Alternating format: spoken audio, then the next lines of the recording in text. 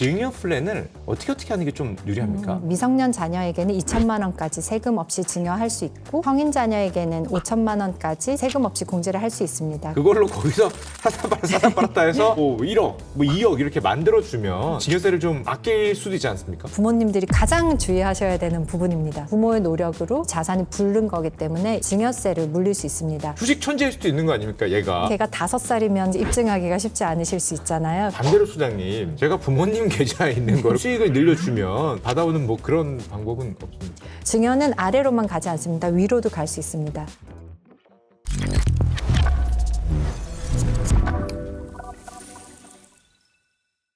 우리가 몰랐던 투자의 기회를 발견하는 시간, 안녕하세요. 오늘의 진행을 맡은 슈카 전석재입니다. 자, 예전에는 상속과 증여 이러면은 일부 자산가들의 이야기라고 생각을 많이 하셨죠. 자, 하지만 요즘에 자산의 가격이 오르다 보니까 이런 환경 속에서는 이제 자산의 가치를 지키기 위한 우리 모두의 현실적인 자산 전략으로 이제 점점 확장되고 있다고 봅니다. 자, 이런 흐름 속에서 이제 어떤 선택이 똑똑한 증여 전략, 똑똑한 상속 전략이 될 수 있는지, 자, 오늘은 업계 최고 전문가분을 모시고 한번 이야기를 나눠보겠습니다.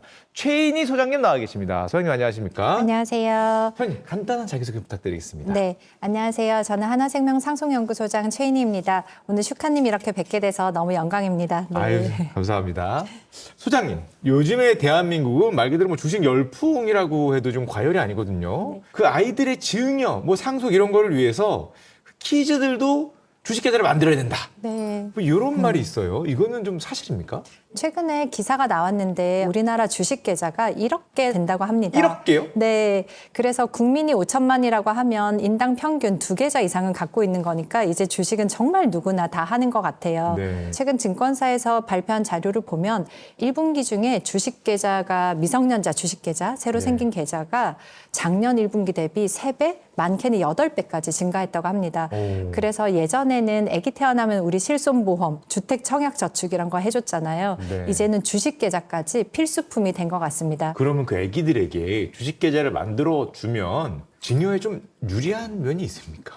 네, 아무래도 그 증여라는 게 빨리 시작하는 게 좋다라는 얘기는 많이 하시잖아요. 예. 그래서 자산이 많이 증식할 자산을 미리 증여하면 나중에 많이 커졌을 때 큰 돈을 하는 것보다 작은 돈으로 증여를 할 수 있기 때문에 그래서 증여를 미리 하는 것 같습니다. 뭐 반도체 기업이 몇 배 커지면은 그 몇 배에 대한 세금을 안 내도 네, 되니까 맞습니다. 조금 할 때 하는 게 낫다 이렇게 생각하는 거군요. 네, 맞습니다. 알겠습니다.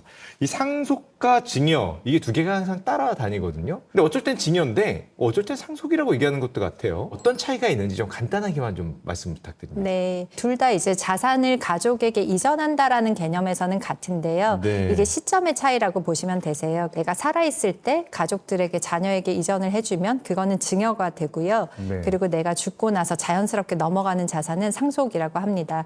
이게 이제 세금적인 측면에서 조금 차이가 있는데요. 증여의 경우에는 이제 받는 자녀들마다 세금을 내게 되는데 자녀가 2명인데 제가 10억 자산을 5억씩 나눠준다고 하면 자녀들은 각각 자기가 받은 5억에 대해서 세금을 내면 됩니다. 근데 돌아가시고 나서 상속으로 자산이 넘어가게 되면요. 총 자산 10억에 대해서 상속세를 가족이 나눠서 분담하는 구조입니다. 그래서 이런 세제의 차이 때문에 가족 간의 자산 이전에 대해서는 미리 가족 간의 대화를 많이 나누셔라 저희가 그렇게 말씀을 많이 드립니다. 이 철저한 증여 계획이 있으면 조금 더 유리하게 되는 게 맞습니까? 네, 일반적으로는 말씀하신 게 맞고요. 그래서 증여를 통해서 좀 자산을 미리 나눠주는 게 좋기는 합니다. 다만 조금 조심하셔야 될 부분은 네. 최근 돌아가시기 전에 10년 전에 한 증여는 다시 합산이 되거든요. 아, 그래서 상속? 예, 아. 아들, 딸에게 증여한 거는 10년 이내 증여 다시 합산하고요. 사위, 며느리, 손자, 손녀에게 한 증여는 5년 내 한 증여를 합산합니다. 그래서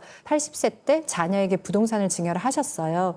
그런데 만약에 3년 후에 돌아가시면은 다 다시 합산해서 상속세를 다시 계산하거든요. 그래서 네. 일반적으로는 당연히 미리 증여를 해서 여러 명에게 나누어서 주시는 게 좋고요. 다만 너무 늦게 하시는 증여는 다시 상속 재산에 합산된다. 이렇게 보시면 되겠습니다. 오, 자 그럼 소장님 아까 첫 번째 얘기를 좀 돌아가서 요즘에 이 주식 계좌를 아이들한테 만들어주는 이런 부모들이 늘었다 이 말씀 해주셨잖아요. 네. 이런 증여 플랜을 어떻게 하는 게 좀 유리합니까? 먼저 말씀드리고 싶은 거는 그 얼마까지는 세금 없이 증여할 수 있다 이런 말씀 들어보셨을 거예요. 네네.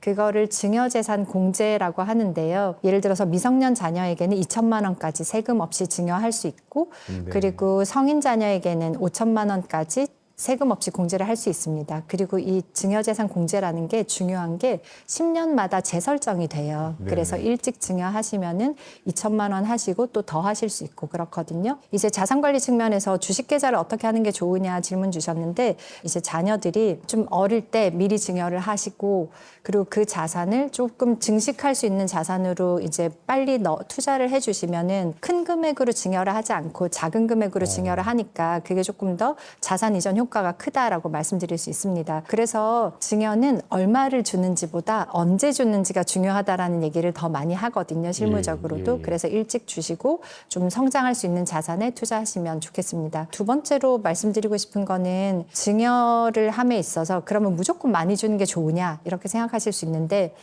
증여세도 상속세와 마찬가지로 누진세거든요. 네. 그래서 너무 한꺼번에 큰 금액이 있다고 해서 많이 주시더라도 이게 금액이 많아지시면 세율이 10%에서 최대 50%까지 올라갑니다. 그래서 가능하시면은 10년 공제 계획을 좀 감안하셔서 좀 나눠서 주시면 좋겠고요. 또 자금이 부족하다 하시면은 매월 자녀에게 적립식처럼 주는 방법도 있습니다. 그래서 다양한 방법들을 좀 고려해 보시면 좋을 것 같아요. 그 몇 년 전에 요 아이들 계좌를 저도 만들었거든요. 네. 프로그램을 하다가. 근데 그때가 이제 삼성전자 주식을 사서 넣어줬거든요. 둘 다 5만 원대였습니다. 오, 그래서 6배 돼서 네. 30만 원 6배니까 거의 180만 원 되지 않습니까? 네네. 그때 이런 생각이 들더라고요. 300만 원. 그러니까요. 미안하다. 네. 아빠가 방심했다. 300만 원 네. 넣었으면 지금 그게 네. 1,800만 원, 막 2천만 원 될 수 있었는데. 네네. 꾸준히 하셨으면 되게 좋았겠다 말씀드리고 싶은데요. 네네네. 그 유기정기금이라는 거 잠깐 설명 한번 드려볼게요. 네. 이게 돈이 부족할 때는 제가 조금 나눠서 하셔라 말씀드렸잖아요. 이거를 용돈 주듯이 매월 이제 줄 수 있습니다. 그러면은 적금 넣는 것처럼 적금 이자만큼 더 넣을 수 있다 이렇게 생각하시면 되는데요. 네. 예를 들어서 매월 19만 원 정도씩 넣을 수 있는데 그럼 네. 그 금액을 10년을 넣으면 2,200만 원이 넘어요. 그럼 제가 아까 미성년 자녀들 2천만 원까지 줄 수 있다고 말씀드렸잖아요. 그럼 2천만 원 대비 매월 주는 게 한 10% 이상 돈을 더 줄 수 있습니다. 그래서 지금 방송을 들으시는 분은 슈카님처럼 한 번만 넣지 마시고 아. 매월 좀 넣으셔서 2천만 원 한도를 쭉 채우시면은 그게 좋으실 것 같습니다. 10년을 넣고 다시 10년 또 똑같이 19만 원씩 넣으면 계속 세금 네. 없이 증여가 가능한 거네요. 네, 그렇지만 이제 10년 채워서 2천만 원 채웠으면 그 다음 10년 시작하실 때는 또 증여세 신고는 한번 하셔야죠. 아, 한번 각각에 대해서. 하고? 그렇지만 아, 예. 매 10년씩 증여하시는 거 가능합니다. 당연할 것 같긴 한데 왠지 그 19만 원으로 네. 아이 계좌에 넣었던 주식의 가격이 올라도 그 오른 부분은 이 뭐 증여에 들어가지 않는 거죠? 네, 맞습니다. 성장할 자산을 일찍 주는 게 중요한데요. 네. 예를 들어서 제가 이게 100만 원일 때 증여세 신고를 하고 그리고 자산이 쭉 성장하면은 훨씬 더 금액이 커지지만 그 뒤에 자연 성장분은 이미 자녀의 재산이기 때문에 따로 네네. 증여세 내지 않습니다. 큰 금액이 있어서 내가 1억을 줄 수 있는데 그거를 자녀가 10살 때 주는 거랑 30살 때 주는 거랑 그 뒤에 우리가 자산을 성장시킬 수 있는 시간이 다르잖아요. 그래서도 아까 계속 말씀드리는 대로 좀 일찍부터 증여를 한번 계획해 보시면 좋겠다라고 말씀드립니다. 그 소장님 요즘에 또 주식시장이 뜨겁다 보니까 주식 증여를 좀 고려하시는 분들이 있다고 제가 들었거든요. 그러면은 이 주식을 증여하는 게 좋습니까? 아니면 제가 주식을 팔아서 그 현금을 증여해서 아이가 주식을 사는 것 이게 뭐 차이가 있습니까? 증여한 금액이 얼마냐를 판정하는 데서 조금 다를 수 있습니다. 네네. 예를 들어 현금이면은 뭐 1억이면 1억 원, 그냥 깔끔하게 1억 원에 대해서 증여세를 내면 되는데요. 주식 같은 경우에는 그 날 기준이 아니고 일정 기간의 평균 가격을 계산해서 증여세를 계산을 하게 됩니다. 네. 그래서 예를 들어서 네. 내가 주식이 10만 원일 때 증여를 했는데 그 날이었어요. 그렇지만 앞뒤로 좀 주식 가격이 내렸어요. 그럼 주식이 8만 원인 가격이라고 하면 증여세 산출할 때 조금 증여세 부담이 완화될 수 있겠죠. 그래서 오. 장기적으로는 되게 좋은 주식인데 요즘 가격이 좀 빠지네라고 생각되시면 좀 저평가되어 있는 주식을 증여하시는 게 좋을 것 같습니다. 특히 해외 주식에 대해서 양도소득세 좀 고려가 필요한데요. 아, 예를 들어서 제가 주식을 1억에 샀는데 너무 많이 올라서 이제 3억이 됐어요. 그러면 이거를 슈카님이 매도를 하면 주식을 이제 많이 올랐으니까 팔아야지 하시면 양도소득세 내셔야 되잖아요. 네. 근데 이거를 자녀에게 증여를 하면요. 3억을 그대로 자녀에게 증여세만 내고 증여를 하면 됩니다. 그래서 부모에게는 그 양도소득세를 안 내도 된다는 장점이 있기 때문에 많이 오른 주식이 있다면 주식을 증여하는 것도 고려해 봄직합니다. 해외 주식 같은 경우에 제가 팔고 주면 자녀도 또 팔아야 되니까 네, 맞습니다. 양도소득세를 2번 낼 수도 있겠네요. 네, 맞습니다. 그래서 아. 슈카님이 양도소득세도 내고 그리고 증여세도 내셔야 되는데 주식으로 그대로 주시면은 증여세만 내시면 됩니다. 그리고 이제 자녀가 언젠가 팔 때 지금 말씀을 주셨는데요. 네. 자녀가 팔 때 이게 어떻게 되냐면 자녀는 3억의 취득가가 됩니다. 그러니까 네. 자녀는 3억에 사서 예를 들어서 4억에 아. 팔면 3억에 대해서 4억에 대한 증가분만 내면 돼요. 근데 만약에 자녀가 4억이 너무 빨리 됐어요. 슈카님 주셨는데 한 달 만에 4억이 돼버려서 나 팔까? 그렇게 되면은 그거는 안 됩니다. 그러면 부모가 앞서 안 낸 양도소득세를 피하기 위해서 너 준 거 아니야? 이렇게 생각할 수 있잖아요. 그래서 증여받은 주식을 1년 이내에 처분하게 되면요. 원래 부모님이 갖고 있던 1억 기준으로 양도소득세를 내야 됩니다. 그때는 증여세 3억 냈는데 1억부터 4억까지 양도소득세를 내야 되면 안 되니까 단기적으로 현금이 필요할 일이 생기면은 차라리 현금으로 주시는 게 낫고요. 어차피 장기 투자할 건데 많이 오른 주식이다. 그러면 자녀에게 주식 그대로 증여하시는 게 좋겠습니다. 그러면 주식이 쫙 올라서 지금 여기면은 이거를 다 팔아서 현금으로 주면 이만큼을 다 증여 대상의 돈이 되는데 만약에 일정 기간의 평균 단가면은 내가 지금 팔 수 있는 가격보다 조금 낮게 증여 이게 계산이 되잖아요. 네. 그럼 이 급등한 주식을 사실 줘도 뭐 그 가격이 계속 한 1년 동안 유지된다고 생각하면은 어떻게 보면 절세일 수도 있겠네요. 네, 그것도 맞는 말씀이세요. 왜냐하면 이게 증여일로부터 앞에 2달, 뒤에 2달 이렇게 해가지고 총 4개월 평균 가격을 보거든요. 그래서 어찌 보면 뭐 오늘 하루가 좀 떨어졌다 해서 주는 건 아니고 그렇지만 말씀하신 대로 쭉 올라온 애들은 평균 단가가 낮을 수 있잖아요. 근데 네네. 또 뒤가 오르면 그건 또 안 되고 말짱광이죠. 예. 그래서 변동성이 있기 때문에 이제 그렇게 하는 것 같고 그거는 이제 주식을 증여함에 있어서 특정한 가격을 가지고 증여세 폭이 클 수 있으니까 그런 점에서 평균 가격을 쓴다라고 생각하시면 될 것 같습니다. 그러면 소장님, 저 같은 경우에 주식을 이제 샀다 팔았다도 많이 하니까 네. 이렇게 할 거면 아이 계좌에서 뭐 19만 원씩이든 뭐든 이게 2천만 원을 딱 증여한 다음에 그걸로 거기서 사다 팔았다 해서 그걸 예를 들면 뭐 1억, 뭐 2억 이렇게 만들어 주면 네. 그러면은 뭐 증여세를 좀 아낄 수도 있지 않습니까? 네, 그거를 이제 부모님들이 가장 주의하셔야 되는 부분입니다. 왜냐하면 네. 자녀 명의로 주식계좌 만들었다고 해서 끝나는 게 아니에요. 그럼 나 이제 다 끝났구나가 아니고요. 자녀 명의로 만들었는데 부모님이 너무 열심히 거래를 하면 그게 본질적으로는 부모님의 계좌였지 않냐라고 할 수 있어요. 그래서 예를 들어서 말씀드려 볼게요. 아까 2천만 원 증여를 하면 원래는 증여세 안 내도 되잖아요. 근데 2천만 원 증여했는데 너무 열심히 매일매일 거래를 해요. 그래서 5천만 원이 됐어요. 그러면은 그 자산 상승에 있어서 부모가 기여했다. 부모의 노력으로 이 자산이 부른 거기 때문에 이거를 무상으로 부모가 기여한 걸로 보고 전체 5천만 원에 대해서 증여세를 물릴 수 있습니다. 실제로 그런 판례가 있었고요. 그래서 자녀에게 주실 때 조심하실 거 2가지 포인트 말씀드리고 싶은데요. 첫 번째로는 자녀 주식계좌 만들어주시면 증여세 신고 꼭 하셔라. 이 말씀 드리고 싶어요. 왜냐하면 아무리 2천만 원보다 실제로 적은 금액일 수도 있는데 세금을 안 내시더라도요.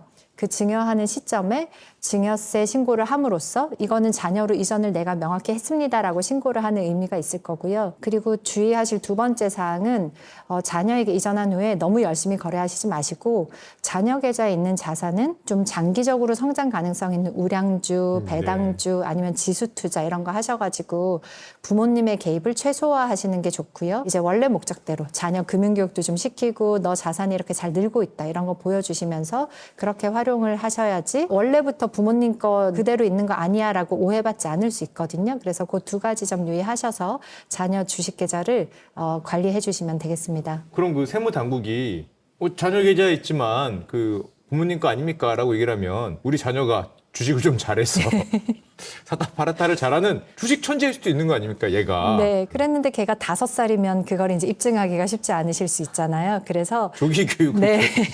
슈카님은 당연히 조기계획 하실 수 있겠지만 그래서 네. 이제 항상 이제 세금의 문제는 좀 내가 얼마나 실제적으로 증빙을 할 수 있냐의 문제잖아요. 그래서 네네. 오롯이 좋은 의지로 자녀 명의로 했고 자동이체를 적립식처럼 이체를 하면서 그때 살 수 있는 종목을 정해놓고 좀 개입을 최소화하시는 게 좋을 것 같습니다. 그럼 반대로 소장님, 제가 부모님 계좌에 있는 걸 거꾸로 자식이 저희 아버지 계좌에 있는 거를 제가 사다 팔았다 해서 이 수익을 늘려주면 그건 증여가 아니라 내가 그걸 활용해서 번 거니까 이렇게 받아오는 뭐 그런 방법은 없습니까?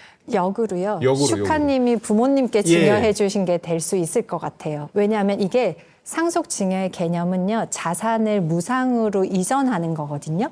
그럼 슈카님의 재능을 무상으로 기여를 한 게 됩니다. 그래서 예를 들어 원래 아버님 계좌에 뭐 1억이 있었는데 슈카님이 열심히 거래를 해서 3억을 만들어 주셨다. 그럼 네. 1억은 아버님 거지만 1억이 3억 가는 과정은 슈카님 아들의 노력이 기여가 들어갔기 때문에 그 기여분에 대해서는 오히려 아버지께 증여세를 물릴 수도 있는 거죠. 증여는 아래로만 가지 않습니다. 위로도 갈 수 있습니다. 결국 어떻게든 세금인 거네요. 위던 아래던. 네. 그래서 각자 본인 투자는 스스로 알아서 하는 게 제일 예, 좋겠습니다. 역시 세무당국이 만만치 않군요. 다, 네, 다 생각이 돼 있네요. 슈카님께서 뭐 많이 대화를 나누시고 알려주시지만 투자의 책임은 각자 부모님과 자녀에게 귀속되는 겁니다. 지금 이 증여를 쭉 말씀해 주고 계시는데 이 증여세 아까 신고도 좀 말씀해 주셨고요. 근데 사실은 이 증여세 신고라는 걸 어떻게 해야 되는지 일반인들은 좀 모르기도 하고 뭔가 좀 굉장히 복잡합니다. 뭐 2천만 원까지는 뭐고 이거 조금 쉽게 관리할 수 있는 방법은 없습니까? 이게 이제 아까 말씀하신 대로 증여하고 투자하고 세금 신고하고 이게 너무 복잡한 거를 좀 쉽게 하실 수 있도록 저희 한화생명에서 최근에 출시한 플러스 파이라는 앱을 좀 소개해 드리고 싶은데요. 네네. 그래서 증여 같은 경우는 진짜 10,000원부터도 시작하실 수 있고요. 아까 제가 복잡하게 말씀드린 뭐 19만 원인지 그 금액도 계산하시지 않더라도 가이드를 주거든요. 그래서 내가 월로 할 건지 아니면 일시금으로 2천만 원 할 건지 이런 부분을 잘 가이드를 해주고요. 투자는 이제 연결된 증권사 계좌를 통해서 투자할 수 있도록 연결이 되어 있고 그리고 제일 어려워하시는 증여세 신고. 네, 이것도 국세청 계좌를 이제 만드시면은 그 다음에는 국세청이랑 연결하고 신고에 필요한 서류를 그 안에서 자동으로 생성을 해주거든요. 그래서 증여세를 간편하게 신고할 수 있도록 도와주는 앱입니다. 그리고 제가 볼 때 가장 좋은 점은 이게 부모들이 다 바쁘고 다들 하는 일이 있는데 이거를 신경 쓰기가 어렵잖아요. 그랬는데 얘가 놓치기 쉬운 거를 잘 챙겨주더라고요. 네. 자녀 주식 계좌는 만들었는데 아직 증여세 신고를 못했어요. 그러면 증여세 신고는 3개월 내에 하면 되거든요. 그래서 3개월 내에 날짜가 다가오는데 안 하고 있으면 계속 알림을 줍니다. 그리고 또 이럴 수 있잖아요. 아이가 둘인데 첫째 아이는 2천만 원 꽉 채워서 증여를 했는데 둘째는 돈이 부족해서 500만 원밖에 못했으면 한도 1,500 남아있다고 계속 알려줍니다. 여유자금 생기면 추가 증여할 수 있도록 또 알려주고요. 10년 지나서 이제 또 2천만 원 할 수 있을 때가 오면 그때도 알려줘서 이게 바쁜 부모들이 누구나 알고 있지만 복잡하고 귀찮아서 하기 싫었던 업무를 그렇게 도와줄 수 있는 그런 앱이니까 한번 활용해 보시면 좋겠습니다. 앱 이름이 뭐였죠, 소장님? 플러스 파이 앱입니다. 플러스 파이 앱이요? 네. 알겠습니다. 지금 이제 부모가 자녀한테 하는 것만 되는데요. 조만간에 할아버지가 손자, 손녀들에게 오. 해줄 수 있는 것도 개발됩니다. 그래서 하반기 중에는 제가 그거 되면은 슈카님께 따로 말씀 한번 드리겠습니다. 선생님 잠깐만요. 부모가 자녀한테 하는 게 2천만 원인가 그랬잖아요. 네, 10년에. 맞습니다. 네. 그럼 혹시 할아버지가 자녀한테 하는 것과 할아버지가 손자한테 하는 건 따로 갑니까? 할아버지와 부모는 합쳐서 손자에게, 손자, 손녀에게 2천입니다. 그래서 아. 만약에 이제 부모가 1,000을 해주고 할아버지가 1,000을 해주실 수 있고요. 그 대신 아까 슈카님 여동생 있다고 하셨잖아요. 네네. 고모가 우리 조카들에게는 1,000만 원 해주실 수 있는 건 별도입니다. 고모가요? 네. 오랜만에 전화 좀 한번 네네, 해봐야겠네요. 그러시죠. 예, 네. 그 소장님, 지금 증여만 말씀해 주셨는데 사실 저희 같은 경우에 아버지가 거의 80 가까이 되셨어요. 그럼 이제 상속 계획도 좀 세워야 되거든요. 네. 상속 계획은 좀 언제부터 짜는 게 좀 좋은가요? 손님들께 가장 많이 듣는 말씀 중에 하나예요. 네. 그래서 부모님께 그 먼저 말씀드리면 쟤 봐라 욕심내네 이렇게 생각하신다고 오해하실 것 같고 또 어떤 분들은 어차피 부모님이 결정하실 건데 내가 말씀 먼저 꺼내기 어렵다라는 얘기도 많이 하세요.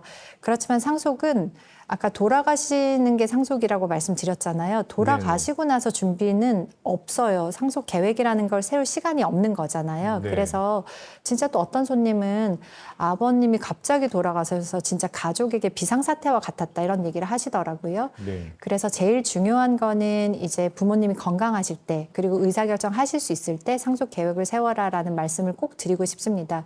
그 첫 번째 이유는 앞서 계속 말씀드린 대로 10년 주기로 증여 공제 한도 이런 거 활용하실 수 있으니까 미리 증여하시는 게 좋겠고 또 너무 뒤늦게 증여하신 건 어차피 상속 재산에 합산이 되잖아요. 그래서 부모님 건강하게 장수하시기를 바라면서 미리 계획을 좀 세우시면 좋겠다라는 거고요. 두 번째로 말씀드리고 싶은 거는 상속 분쟁이 굉장히 많은데요. 네. 상속 분쟁은 세금 때문에 일어나는 것보다는 그 가족 간의 재산 분할 때문에 일어납니다. 아. 이제 예를 들어서 뭐 부동산을 물려받으면 이거를 누구는 처분하자고 하고 누구는 이거 가지고 우리가 월세 받으면 되잖아라고 얘기할 수 있고요. 또 사업을 하시는 분이라면 사업은 누가 받을 건지 누가 많이 받았네 적게 받았네 이렇게 될 수 있잖아요. 그래서 상속에 대한 준비를 뭐 욕심을 낸다거나 절세의 관점이라기보다는 가족 간에 원만하게 자산 이전한다는 개념으로 좀 접근하시고 부모님 건강하실 때 꼭 일찍 말씀 나누셨으면 좋겠습니다. 그래서 기다리시지 마시고 오늘 이 방송 보시는 분들은 이 방송을 계기로 우리도 이런 거를 좀 고민을 해봐야 되나라고 생각을 꼭 해주셨으면 좋겠습니다. 제가 예전에 그 상속이나 증여 관련해서 아버지 아파트가 하나 있으세요. 그래서 이제 그거를 이제 어떻게 나눠야 될까 이 얘기를 해야 되지 않습니까? 그때 저희 아버지가 돈 있으면 네가 사가 그러시더라고요. 그래서 제가 사가는 것도 이 증여 플랜입니까? 이 조금 네. 이상하더라고요. 부동산 증여는 조금 더 검토가 많이 필요합니다. 그래서 매매든 증여든 검토가 많이 필요하고요. 그 이유는 일단 뭐 매매든 증여든 받으시면 취득세 내셔야 되잖아요. 예. 그래서 그 취득세를 누가 내지? 취득세를 내는 자녀가 충분히 소명을 할 수 있나? 이런 부분이 되고요. 또 증여를 받았으면 증여세도 내셔야 되니까 그런 부분도 같이 고민하셔야 되고 이렇게 슈카님처럼 또 성년 자녀들이 있을 때는 문제가 자녀들이 하나씩 기존에 내 집이 있는데 네. 부모님 집을 상속받거나 증여를 받으면 1가구 2주택 되잖아요. 네. 그럼 어느 주택을 먼저 팔아야 되지라는 굉장히 복잡한 문제가 생길 네. 수 있고요. 그래서 좀 부동산 같은 경우는 정말 이제 좀 시간을 내셔서 전문가랑 좀 상담을 하시고 뭐 형제 중에도 어느 자녀가 받는 게 유리한지 그런 부분도 같이 고려하셔야 되거든요. 그래서 검토할 게 정말 많으니까 쓱 지나가시면 안 됩니다. 그래서 꼭 한번 진지하게 예. 말씀을 나누시고 그렇게 준비하셨으면 좋겠습니다. 저희 아버지가 연세가 있으시다 보니까 또 이 옛날 분이시잖아요. 지금 40년대생이시거든요. 아빠 그 상속을 위해서 저랑 같이 손잡고 어디 좀 가실까요?라고 얘기를 할 정도로 이렇게 얘기가 많은 원래 그런 부자 관계가 좀 어렵지 않습니까? 그래서 이게 마치 돈 달라고 얘기하는 것 같아서 또 뭐 아버지 돌아가실 거를 뭐 네가 기다리는 거냐 약간 이런 느낌이 있어서 이게 말이 쉽게 안 떨어지더라고요. 네, 그 제가 아까 말씀드린 것처럼 다들 그 슈카님만 그러신 게 아니고요. 정말 여쭤보면 1이면 1, 뭐 100이면 100 다 그렇게 대답하시는데요. 부모님이 돌아가시고 나면은 그 재산 때문에 정말 아들, 딸들이 서로 안 보고 등지고 이러는 경우가 있거든요. 네. 가족 간의 소송도 굉장히 많습니다. 이게 어느 정도냐면 그 상속 분쟁 소송이 이혼 소송보다 더 많다 그러더라고요. 오. 그런 생각 못 해보셨죠? 예. 그게 또 금액이 꼭 크지만은 않습니다. 1억 이하 소송건도 굉장히 많습니다. 그래서 아까 말씀드린 대로 상속이라는 거는 세금을 절세하는 거는 사실 작은 문제인 것 같고요. 제 생각엔 그것보다 부모님이 잘 일궈놓으신 자산을 남은 자녀들이 분쟁 없이 원만하게 가져간다는 점에서 굉장히 중요하거든요. 그래서 아버님이 의사가 없으시더라도 우리는 나중에 잘 원만히 해결하자가 되면은 그것도 괜찮고요. 근데 네네. 걱정하실 만큼 재산이 너무 많으시다면 꼭 미리 대화를 나누셔야 합니다. 그렇게 재산이 또 많지는 않은데요. 생각해보니까 이게 아버지하고의 문제만 아니라 저도 여동생이 한 명 있거든요. 아직 그 친구하고 문제가 될 수 있다는 거죠? 네, 맞습니다. 네. 그래서 이제 상속 분쟁 중에 하나가 뭐 그런 거예요. 왜냐하면 부동산을 받으면 그 증여세를 내야 되는데 다들 현금이 없으면 네네. 그 부동산 처분하고 세금을 내야 되는 경우들이 많이 생기거든요. 그래서 그거에 대해서 이제 어떻게 할 거냐 이런 부분도 생기고요. 아까 말씀드린 대로 내 주택이 있는데 이거를 받으면 뭐를 먼저 팔아야 되지? 이런 것들이 굉장히 어려울 수 있고요. 그래서 또 주택을 공동으로 받으시잖아요. 예. 그 여동생과 슈카분과 어머님이나 아버님 중에 한 분과 이렇게 예. 세 분이 공동으로 받으시면 또 그것도 복잡한 문제가 생깁니다. 그래서 네. 이제 미리 말씀을 드리라는 거고, 아버님께는 아니면 뭐 대화를 한번 저희랑 나눠보시던가, 그 네네. 가업 갖고 계신 분들도 고민이 많으세요. 어떤 아들, 딸 중에 누가 이제 가업을 물려받을 거냐. 아니면 또 누구는 재산으로 받을 거냐, 뭐 이런 오. 부분도 해서 이제 우리 청취하시는 시청자분들께서는 이제 다 집안마다 사연이 다 있고 사정이 다르실 거거든요. 그래서 좀 우리는 어떤 부분이 쟁점이 될 수 있을까, 그런 부분 한번 생각 꼭 해보시고 부모님과 어떻게 얘기를 꺼내면 좋을까 생각해 보시면 좋겠고요. 얘기 꺼내시기 어려우면 그냥 이 방송 링크로 보내주시고 대화 좀 나누실 수 있도록 아버지 그렇게 손잡고 해주시면 좋겠습니다. 우리 나들이 한번 가시죠. 네, 독살 그러시죠. 피팅에 가서 네, 딱 네. 앉아서 이제 아빠 딱 고개 들면 상속 연구소 이렇게 써 있는 네, 이런 네. 데로요. 아. 아버님 모시고 여동생분 모시고 같이 한번 오십시오. 네. 아, 예, 알겠습니다. 소장님 오늘 말씀을 듣고 나니까 이 상속과 증여가 단순히 돈을 아끼는 기술이 아니라 이 가족 간의 화목?